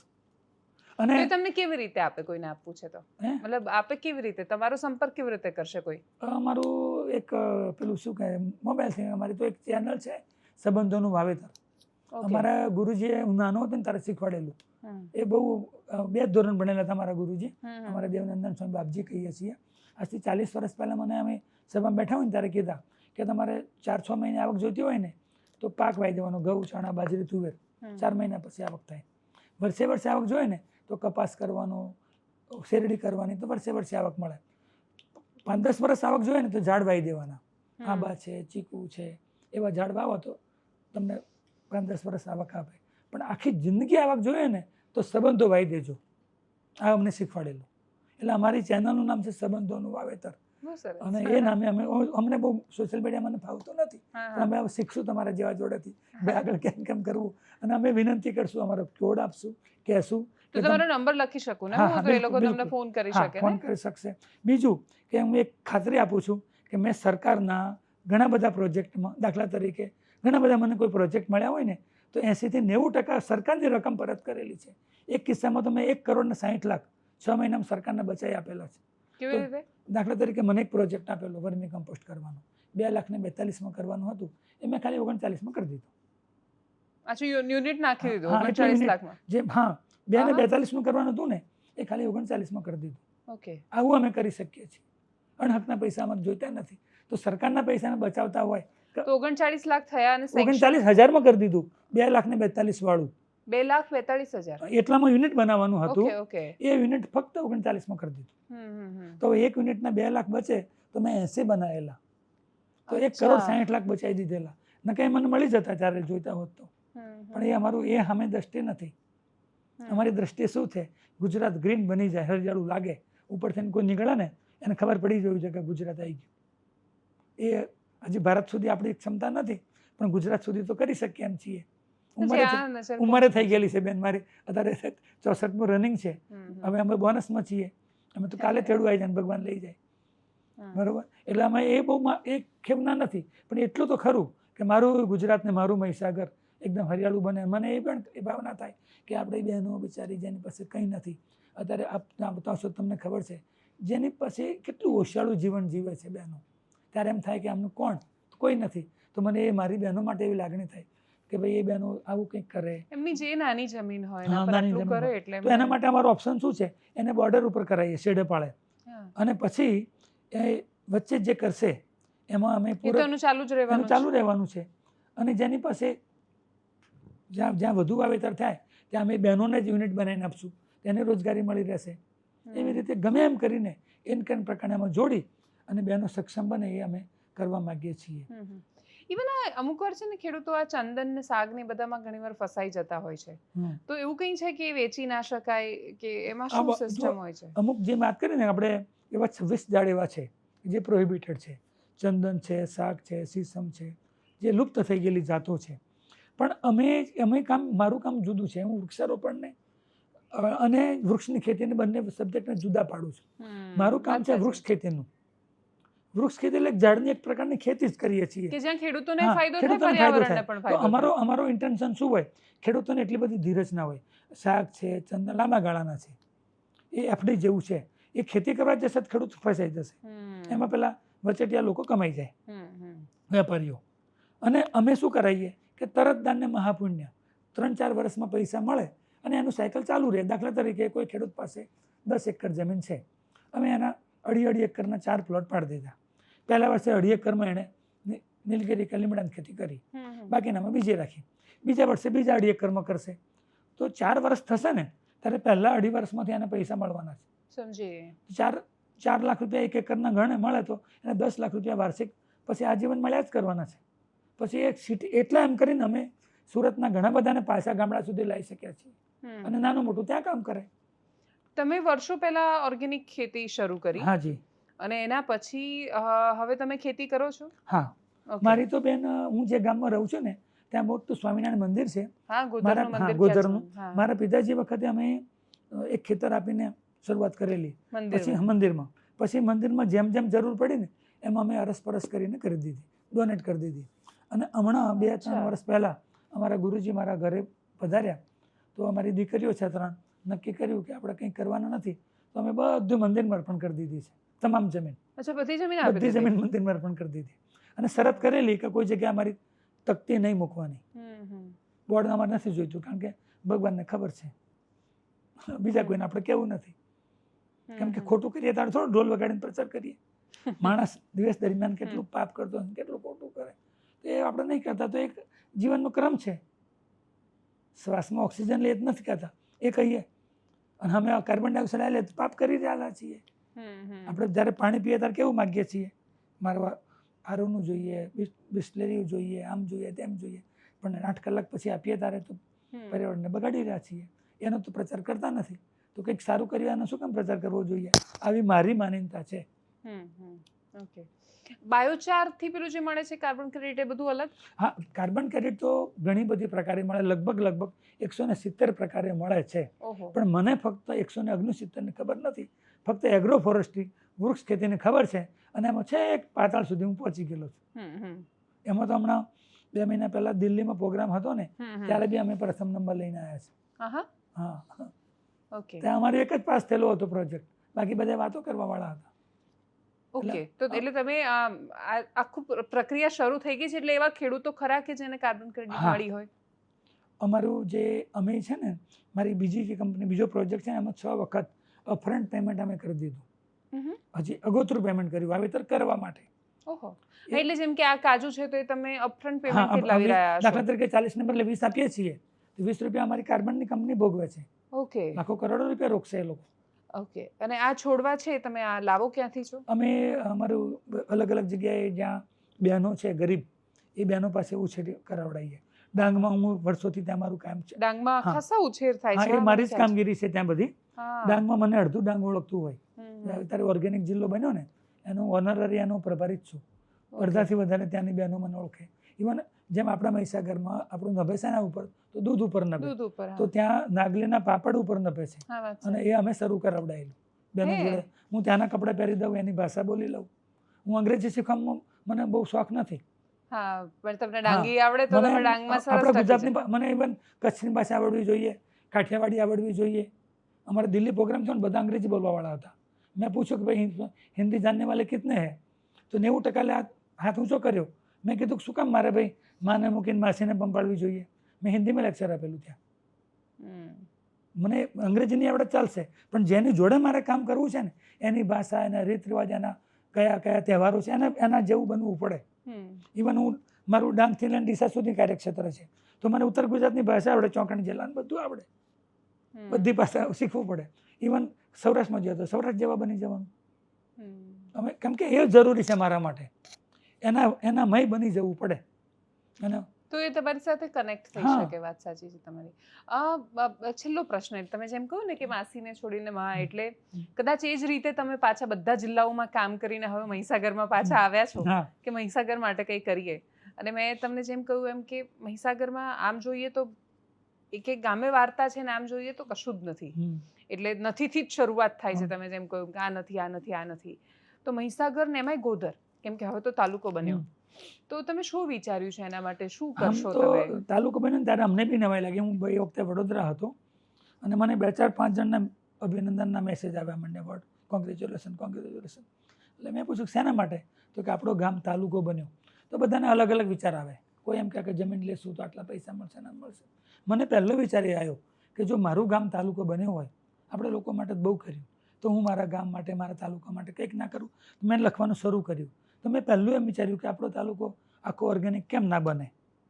એવું નથી બનાવવું છે, કેમ ના બને? બીજું મેં એ વિચાર્યું કે આપણા તાલુકામાં 52 કે 51-52 ગામ છે, તો બધા ઘેર સોલર કેમ ના કરી શકીએ? અમારું ત્યાં પાણી અત્યારે 500-400 ફૂટ નીચે છે. મને આવા વિચારો આવ્યા.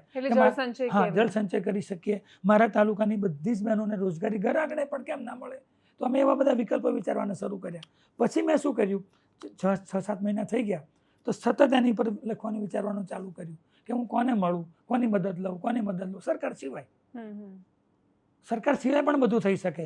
અમે એવું વિચાર્યું કે ભાઈ દરેક ગામમાં હું બધા ગામોમાં જઈ આવ્યો. ગામમાંથી 20-25 છોકરાઓ ડિવોટેડ, જે લોકો કમિટેડ હોય, એકદમ સમર્પિત હોય, એને અમે નક્કી કર્યા કે ભાઈ તમારા માટે હોમાઈ જવાનું છે. આપણે યજ્ઞ આરંભ કર્યો છે, પોતાની જાતને હોમી દેવાની. તમે દેખાવા ના જોઈએ. જેમ કે મોટું આ 12-13 માળનું બિલ્ડિંગ છે, બધું દેખાય છે, પાયો નથી દેખાતો, બેઝ.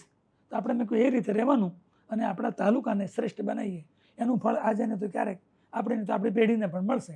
એવી રીતે અમે ગામો-ગામ ફરીને જુવાનિયા છોકરાઓને તૈયાર કરીએ, અમુક બહેનોને તૈયાર કરીએ, અને યુનિક તાલુકો બનાવવાનો અમારો આરંભ સફળ તો શરૂ કરી છે. પછી ભગવાનની મરજી અને અમારી કેટલું નિષ્ઠાથી, અમે કેટલું શારીરિક રીતે શરીર પણ સહકાર આપે, અને અમે થોડુંક એવા વિચારો પણ અમને સારા તમારા જેવા બધાના આશીર્વાદથી અમને એવા મળે.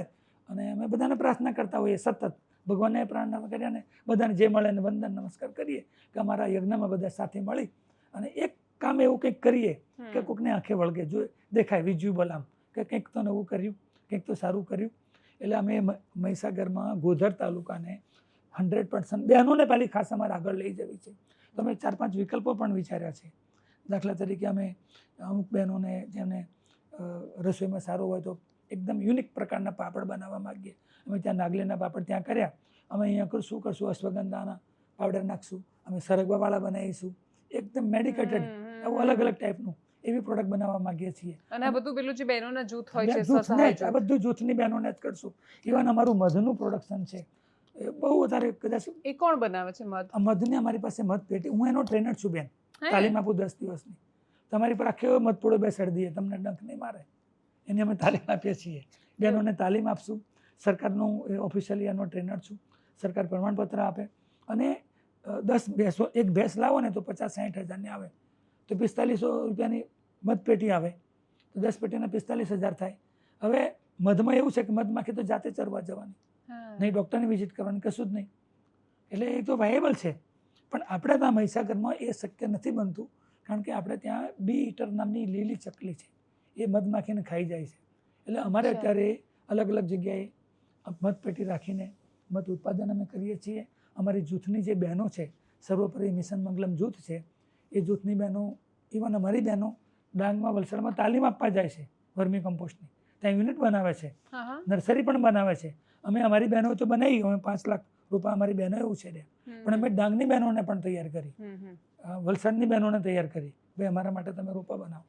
તો અમે ખાસ કરીને કોઈ નર્સરીવાળા પાસે નથી લેતા રોપા, વેપારી બહેનો પાસેથી એને રોજગારી મળે, એનું ઘરમાં આખી સાયકલ ફરતી રહે, બસ એનો ચૂલો સળગે ને, એમાં અમારું આનંદ છે. એટલે અમારે થોડા રોપા મોંઘાયા પડે, કારણ કે કાજુમાં જર્મિનેશન 15-20% જ હોય. 100 કાજુ વાવશો ને તો 15 થી 20 જ છોડ ઉગે, બાકીના ફેલ જાય. એટલે અમને મોંઘું પડે. પણ છતાં અમે, ભલે અમને મોંઘું પડે, પણ ઝાઝા હાથ રળિયામણા એમ કહેવાય ને, તો જે ગરીબ બહેનો છે, મારી પાસે 50, અમારા પરમદાડા અમે 60 બહેનોને રોજગારી માટે બહેનોને જ બોલાવી, એમની પાસે કામગીરી કરાવડાવીએ, બહેનોના જૂથ પાસે કામગીરી કરાવીએ અને એમની પાસેથી રોપા લઈએ. બને અમને ટ્રાન્સપોર્ટેશન વધી જાય, અમને ખર્ચો વધે, પણ ના, એને આશીર્વાદ મળે ને, એ તો 2-5 લાખનું નુકસાન થશે ને, પણ હજારો કરોડના એમના દુવા મળે છે એમના. કે કોઈ ગરીબના ઘરમાં 2 પૈસા મળશે ને, તો એના કરતાં વધારે આનંદ મને થશે. અને કોઈ ખેડૂતના પૈસા જ્યારે કોઈ લૂંટી લઈ જાય ને, કે કોઈ છેતરી જાય ને, તો બેન મને એ દાડે ખાવું ના ભાઈ, મને રડી જોઈએ, મને દુઃખ લાગે કે હારો ખેડૂતને કોઈ છેતરી ગયો. એટલે મને એવું સેન્સિટિવ માઇન્ડ આપણું છે કે હાલું કોઈને ને કોઈ. એટલે હું ફરી આ વાત ખેડૂત માટે, મિત્રો માટે, કોઈ કરતા હોય ધંધો, જે માણસો ખેડૂત સાથે સંકળાયેલા હોય, તો ખેડૂતોને બચાવવું જોઈએ, એને છેતરતા નહીં. એટલે ખાસ વિનંતી કરવાની છે. અને એમાં જે બહેનો ખેતી કરે છે, એ તો દેવી કરતાં મોટા સ્વરૂપે સ્વીકારજો, હું એવું માનું છું. કારણ કે આ દુનિયાને ટકાવવા માટે ખાલી અનાજ, શાકભાજી જરૂરી નથી, જરૂર છે ઓક્સિજનની, જે દર સેકન્ડે આપણે પળે જરૂર છે. અને એ ત્યારે જ આવી શકશે કે જ્યાં હરિયાળી હશે, વૃક્ષો હશે, તો થઈ શકવાનું છે. નહીં તો કોઈ ટકવાનું નથી, કોઈ જીવવાનું નથી. સાચી. છેલ્લો પ્રશ્ન મારો. જી. ઓર્ગેનિકનો તમને આટલો લાંબો અનુભવ છે, એટલે ખરીદદાર તરીકે મારા મનમાં આ પ્રશ્ન આવ્યો કે હું જ્યારે ખરીદું છું ત્યારે મારી પાસે એવી કોઈ વ્યવસ્થા નથી કે મારે તો ભરોસા પર ખરીદવાનું છે, કે આપણે કહ્યું કે ઓર્ગેનિક એટલે ઓર્ગેનિક હશે. એટલે એક તો ઓર્ગેનિક ખેતીમાં ખેડૂતને શું ફાયદો થાય છે, અને ખરીદદાર છે એ ભરોસા સાથે ખરીદી શકે એવી કોઈ વ્યવસ્થા ક્યારે બને? એની હું જ્યારે જઉં ને ત્યારે બધા લોકો કરતાં મારા શબ્દો થોડાક અઘરા નીકળે, જુદા નીકળે. હું જરાક એવા કડવી ભાષામાં બોલું ને, એટલે અમુક અધિકારીઓને, અમુક સાહેબોને, કોઈને નાયક ગમે. હકીકત એવી છે કે જે લોકો ઓર્ગેનિક કરે છે એનું ઉત્પાદન નથી વધી જવાનું, ઉત્પાદન ઓછું થાય. હવે એને પૈસા, એને એ ક્યારે ટકે, વધારે મળવો જોઈએ ને, એનો ભાવ નહીં મળે ને તો એ ફેલે થઈ જશે. અને જે સિસ્ટમ છે ને એ બી એટલી બધી સારી નથી. વચમાં ફ્રોડવાળા ઘણા ઘૂસી ગયા. હા, એક્ઝેક્ટલી. એટલે જ હું કહી રહી છું એમ કે બહુ હું દુઃખ તો થાય બહુ અમને વધારે આપીને ઓર્ગેનિકના નામે લઈ રહી છું. બહુ એને જે ઓર્ગેનિક કરે છે એને નથી મળતું. હા, નથી મળતું બિચારાને. અને આ હકીકત છે. એટલે હજી મારે તો, હું તો વારંવાર સરકારમાં રજૂઆત કરું, મારે જ્યારે પણ મળવાનું થાય ને ત્યારે આ વાત તો વારંવાર કહું છું. ઓર્ગેનિકના નામે સિસ્ટમ એકદમ પારદર્શક ચેનલ નહીં બને ને ત્યાં સુધી, ચેન એકદમ પારદર્શક નહીં બને ત્યાં સુધી આગળ આ કામની તો બંધ થઈ જશે. લખો તો લખી રાખજો, લોકો નહીં કરે ખેતી. ઓર્ગેનિક જો પૂરા પૈસા નહીં મળે તો પોસાય નહીં કેમ નહીં કરે પરવડે એને. અને ઓર્ગેનિક કરવાથી એ અમીરો પૂરતું સીમિત થઈ જશે. હા અને અમીરા પૂરતું સાચું નહીં જાય, હા એ ખાલી પેપર ઉપર રહી જશે. એટલે જે રિયલમાં વાસ્તવિક કરે છે એવા 2-5-10% લોકો છે, પણ એમને પ્લેટફોર્મ નહીં મળતું સાચું. હમણાં જ અમારે ત્યાં અમારા ધારાસભ્ય આવ્યા ત્યારે પણ મેં રજૂઆત કરેલી, કોઈ પણ અમે અધિકારીને મળીએ ત્યારે પણ કહીએ કે એવી સિસ્ટમ સેટ કરો. અમે છે ને વિસલાડિયા ગામ છે અમારું માંડવી તાલુકાનું સુરત જિલ્લામાં, ત્યાં અમે ખેડૂત હાટ બનાવ્યું છે ફોરેસ્ટ ડિપાર્ટમેન્ટનું. બહેનો કે ભાઈઓ જે હોય ને ત્યાં એક નાનકડી હાટ બનાવી દીધી. એ પોતાની પ્રોડક્ટ લઈને આવે ને પોતે વેચે. ત્યાં વેપારીઓ દૂર દૂરથી ખરીદવાવાળા આવે. આ એક કરવાની જરૂર છે, પણ એમાં બીજા ના આવી જાય એ ખાસ ધ્યાન રાખવાનું. હા એટલે ચોખ્ખું કરવા વાળા જ આવે. હા, બીજો આવી ના જવો જોઈએ. અને ત્યાં તો હું જે વાત કરું ને, ત્યાં આજુબાજુમાં બધા ગરીબ ને આદિવાસી લોકો જ છે જેમની પાસે ખાતર ખરીદવાના પૈસા જ નથી, યુરિયા ડીએપીના. એ લોકો મજબૂરીથી ઓર્ગેનિક કરે છે. મજબૂરી કરે છે. અને ત્યાં અમે જોયું ને, અમને એ મોડલ ગમ્યું પણ છે. જો એવું થઈ જાય ને, જેને કે ગ્રામ, અમે ત્યાં ગ્રામ હાટ નામ આપેલું છે, અને ત્યાં આવે સાંજે 3-4 વાગે અને વેચીને સાંજે જતા રહે. ત્યાં નાહરી કેટલું સરસ ચાલે છે, બધા ત્યાં જ જમે છે. ત્યાં હું એનો ટ્રેનર છું. ત્યાં અમે બહેનોને તાલીમ આપીને અલગ અલગ વસ્તુ શીખવાડી. હવે દાખલા તરીકે ત્યાંના બાજરીના રોટલા, પેલા રાગીના આપણે ત્યાં બાવટો કહે છે, અહીંયા આ લોકો રાગી કે અમદાવાદ બાજુ, અને અમારે ત્યાં નાગલી કહેવાય ડાંગમાં. બરાબર, એની અમે વેલ્યુ એડિશન પણ બહેનોને શીખવાડ્યું. પાપડ તો કરતા શીખવાડ્યા છે, પણ બીજું બધું પણ બિસ્કિટ બનાવતા પણ બહેનોને શીખવાડી છે. આ વાત સાચી. ના વાવટો કે કોદરી કે આ બધાની તો ખેતી જ નથી થતી. હા, એ આપણે કોદરી બાકી હવે આપને નવાઈ લાગશે. અમે 5-1 વર્ષ પહેલા મારે, હું ડાંગમાંથી જ્યારે આવું ને ત્યારે 10-20 કિલો બાવટો લઈ આવું, કોદરા લઈ આવું. અમે અહીંયા આપણા જિલ્લામાં પણ ખેડૂતોને અમે ફ્રીમાં આપી દઈએ, 50 કિલો, 500 ગ્રામ, 100 ગ્રામ. અને એવા રીતે અમે ગઈ સાલ તો 400 ખેડૂતોને કરાયેલું. એ 400માંથી આ વખતે કદાચ 2000થી વધારે ખેડૂતો, જે મિલેટ કહેવાય ને, જાડું, ઇવન મારી પાસે કોદરીના બી મળે, બિયારણ. અમારી પાસે બંટી પણ છે, બાવટો પણ છે, અને ઇવન પેલા આંબામોર ચોખા આવે છે. આંબામોર ચોખા બહુ સરસ, સ્મેલ સરસ આવે. એક તમને બતાવું ને ડાંગર, તો કોઈ કહે ને કે આ ડાંગર છે, આપણે તો દાણા જ કહી દઈએ. ગોળ દાણો આવે એનો, અને સુગંધ આખા ફળિયામાં સુગંધ જતી રહે. એ પણ અમે ત્યાંથી લાવીએ અને અમારા ખેડૂતોને ફ્રીમાં આપીએ કે ભાઈ તમે વાવો, અને તમને કિલો આપ્યું હોય તો કિલો અમને પાછું આપજો, અમે બીજાને આપશું. એવી રીતે ધરું નખાવડાવીને અમુક ખેડૂતોને આવું કરવાનું શરૂ કર્યું. પણ દુઃખની વાત એ છે કે બિચારા ગરીબના ટ્રાઇબલ લોકો જલ્દી માને, ભણેલા ગણેલા નથી માનતા.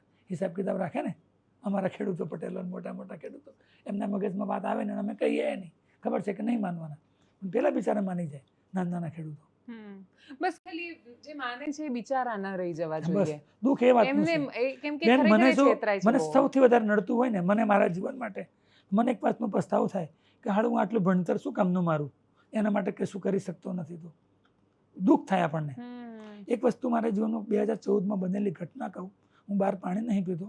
મારે કોકોનટ બોર્ડમાં જવાનું થયેલું, થાણે, બોમ્બે, અને હું બહાર પાણી નહીં પીતો, જમતો પણ નથી. તો ગાડી લઈને ગયેલો. એ મારી પાસે સ્વિફ્ટ ડિઝાયર ગાડી હતી. રસ્તામાં ફેક્ટરીમાં મારે જવાનું થયું. એ બધી આયુર્વેદિક બધી આ ફેક્ટરીમાં બધી વસ્તુ રાખે, લીમડાના પાન, પછી સૂકી પેલી આંબળા હોય, લીંબોળીઓ, બધી વસ્તુને લિસ્ટ રાખેલું. પરચેસ કરવાની કિંમત નોટ મોર દેન 10. લીમડાના પાન તો 5 રૂપિયા, સરગવાના પાન તો 10 રૂપિયા. 10 રૂપિયાથી મોંઘી કોઈ વસ્તુ રાખે નહીં. ફેક્ટરીનું નામ નહીં આપતો. બાજુમાં જે વેચે છે ને એ 400 રૂપિયા કિલોથી કોઈ વસ્તુ વેચતો નથી ભાઈ. પછી હું પાછો વળીને આવ્યો ને, મારે 4 દિવસ થઈ ગયેલા જમે. હું ફ્રૂટ પર ચાલતો હતો. સીધો હું ગાંધીનગર આવ્યો, અને સાહેબનું ઔષધિ બોર્ડમાં જ્યાં દરવાજો ખોલ્યો ને, હું રડી ગયો. મને 20 મિનિટ સુધી બોલાયું નહીં. ડૉક્ટર જગદીશ પ્રસાદ સાહેબ હતા. મને કે ક્યાં હુઆ? મેં કીધું સાહેબ આપણું ભણતર શું કામનું, આપણી જિંદગી શું કામની? જો આપણે દેખતે આ બિચારો આખી દિવસ મહેનત મજૂરી કરે છે, એને 10 રૂપિયા કિલો વેચી ખાવાનું, અને એ તૈયાર કરીને 400 રૂપિયામાં કિલો વેચે, તો આપણું શું કામનું? કંઈક વ્યવસ્થા તંત્ર કરો. અને પછી આપણે ઈ ચરક બનાવ્યું અમે ગવર્મેન્ટ સાથે મળીને. ઈ ચરક પ્લેટફોર્મ બનાવ્યું. પણ એ બિચારા ગરીબ લોકો લઈ શકતા નહીં લાભ. હજી પણ એ પ્રજાભિમુખ થાય ને એવું હું ઈચ્છી રહ્યો છું. આપણા દિલમાં એવી ભાવના થાય. આપણે ત્યાં પુવાડ થાય, પુવાડિયા, બરાબર. આપણે નવાઈ લાગશે. 4 વર્ષ પહેલા અમે નિગમમાં ખરીદી કરાવડાવી. પુવાડિયાની 58 રૂપિયા કિલો વેચાયા. કેટલો આનંદ થયો હશે બહેનોને. ઇવન મુસળીની વાત કરું, હું ડાંગમાં કામ કરું. મુસળી ત્યાં પેલા વેપારીઓ આવીને લઈ જતા. અમે ત્યાં પણ ઓક્શન શરૂ કરાયું. ગયા વર્ષે 1600 રૂપિયા કિલો વેચાવડાવી. મૂસળી, એ લોકોને કેટલો આનંદ થાય ગરીબ લોકોને કે ના અમને 200 એક બે વેપારી જઈને 100-200 રૂપિયા કિલો લઈ આવે અને પછી એ 2000 રૂપિયા કિલો વેચે. તો અમે એ પણ વેપારીને ઓપ્શન કરાવડાવી, ત્યાં લઈ જઈને 5-7 વેપારીને લઈ જઈને હરાજી કરાવડાવી. તો ત્યાંના બહેનો ખુશ થઈ ગયા બિચારા, એમને આનંદ થયો કે લાભ અમને પૈસા મળે. એને ખેડૂતને ગરીબને પૈસા નહીં મળે તો ફરી એ કામ નહીં કરે. હવે ધીમે ધીમે સફેદ મૂસળીની ખેતી લુપ્ત થઈ ગઈ. બધું લુપ્ત થઈ ગયું, કેમ કે પછી છેલ્લે તમે એમને કહો છો, બહુ બધા લોકો એવું કે ભાઈ હવે તો આદિવાસીઓ બી પૈસાનું વિચારવા માંડ્યા છે, પણ એ નહીં વિચારે. શું કરશે? એને બધું જીવવું છે ને. એક્ઝેક્ટલી, એમને બધું જીવવું છે ને. એટલે એમ બધા એમની બહુ ટીકા કરે એમ કે હવે તો જવા દો ને, હવે તો એ ગરીબો એ ભોળા નથી રહ્યા ને આમને તેમ, પણ તમે એમને રહેવા દીધા. ભોળા રાખીને કરવું શું છે? શું તમારે ભાઈ એની રીતે ખેતી શોષણ કરી નાખ્યું. આપણા લાભ માટે ભોળા રાખવાની શું જરૂર છે? અમે જ્યારે કામગીરી કરીને, આ તો આ વિષયમાં નથી લાગતું, 50% બહેનોને ખબર નથી કે ભેંસનું દૂધ નીકળે. ગાયના દૂધની ખબર હતી, ભેંસનો તો પાડો આવે ને તો એ લોકો ગોળ વેચે ગામમાં, પાડાથી ખેતી થાય ત્યાં. વલસાડ, નવસારી બાજુ, ડાંગ બાજુ ખેતી કરવા માટે એટલી હદ સુધી ભૂલપણ હતો. હા, એટલા બધા ભૂલપણ. 50% લોકોને નથી ખબર કે ભેંસનું દૂધ નીકળે. એ તો કે પાડો આવે ને તો ગોળ વેચા ગામમાં અને પાડાથી ખેતી કરતા. અમે ધીમે ધીમે એને એજ્યુકેટ કર્યા, જ્ઞાન આપ્યું, સમજાય, બેસીને જોડે. એટલે એમને એની ભાષા શીખવી પડી. એમના જેવા કપડાં પહેરીએ, એ લોકો ચડ્ડી પહેરીને ફરે બિચારા. બહેનો ખાલી મેક્સી જ પહેરેલી હોય, પેલું ગાઉન જેવું. એટલી બધી ગરીબી. અને ત્યાં તો એવો રિવાજ કે 3-4 છોકરા થાય પછી પેલી પીઠીની વિધિ કરે. ખાલી ગોળ કાપીને કન્યાને વિદાય કરી દેવાની. કાં તો 3-4-5 ભાઈઓને ભેગું પેલું લગ્ન વિધિ પછી કરવાની. આવો રિવાજ છે ગરીબીના કારણે. ત્યારે આપણને એમ થાય કે આપણું જીવન શું કામનું જો આપણે એના માટે કશું કરી નથી શકતા. જાણીને, નથી ખબર ત્યારે ચાલી ગયું, પણ મને જ્યારે ખબર છે કે આ માણસને આટલી તકલીફ છે અને હું ના કરું ને તો હું મારી જાતને દોષી ગણું છું કે આપણું જીવન શું કામનું, આપણું ભણતર શું કામનું, જો એના માટે કશું નથી કરી શકતા. પણ અમારા હાથ આપણે બી ટૂંકા પડી જાય સરકાર આગળ કે બધા આગળ. વ્યવસ્થા તંત્ર એવું છે. એટલે અમે તો ખાસ કરીને આ કાજુ પકડ્યું તો ત્યાંની બહેનો પાસેથી શીખીને અમારી બહેનો થાય. ઇવન આપણે બીજા રાજ્યોમાંથી, બીજા દેશમાંથી શું કામ લાકડું ઇમ્પોર્ટ કરવું પડે? શું કામ આપણી વસ્તુ જે થઈ શકે એવું છે? આપણે ત્યાં સરેરાશ 35% જમીન હજી બી બેન નોન યુઝ છે. 2-3 કારણે. એક તો પરવડતું નથી એટલે જમીન પડી રહી છે. બીજા લોકો મોટી મોટી જમીનો ઇન્વેસ્ટમેન્ટ કરી રાખે, ખરીદી રહે છે. આ વાત સાચી છે. કશું કરતા નથી. તો એવી જમીનમાં અમે એવું છે કે ભાઈ આવું ઝાડવું છે કે કંઈક બીજું કરીએ. આવા પ્રોડક્ટિવિટી વધશે તો વધશે, પણ પર્યાવરણમાં કેટલો બધો ફાયદો થઈ જશે.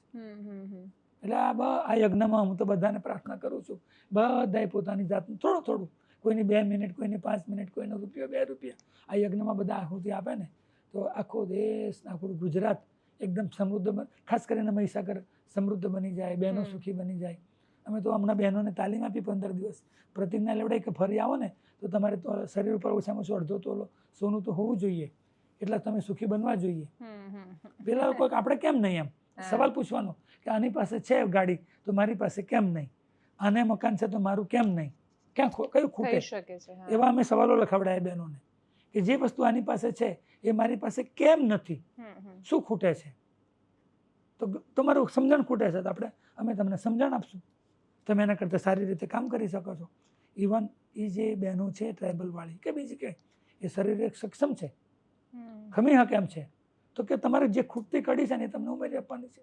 અમે આવી હમણાં 15 દાડા તાલીમ આપી, અમારા ગોધર તાલુકાની બહેનોને તાલીમ આપી, હવે સંતરામપુર તાલુકાની બહેનોને તાલીમ આપશું. એમ કરીને અમે ધીમે ધીમે ગાડી દોડાવીશું. થઈ જશે.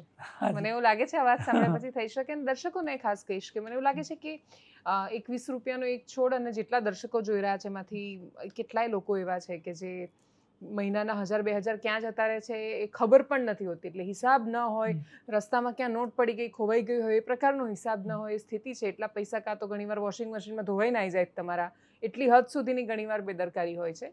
તો એ સ્થિતિમાં બહુ જ નાના પ્રસંગો, એટલે જન્મદિવસે કે એનિવર્સરીના દિવસે કે બીજા કોઈ પણ શુભ અશુભ કોઈ પણ કાર્યમાં તમે જ્યારે કોઈ મદદ કરશો ને પછી એ ઉગી નીકળશે, તો ખાલી બહેનોને નહીં, તમે આ પ્રકૃતિને પણ બહુ મોટો લાભ કરાવશો. Thank you so much for joining us. Thank you. Thank you. આભાર આપનો ખૂબ.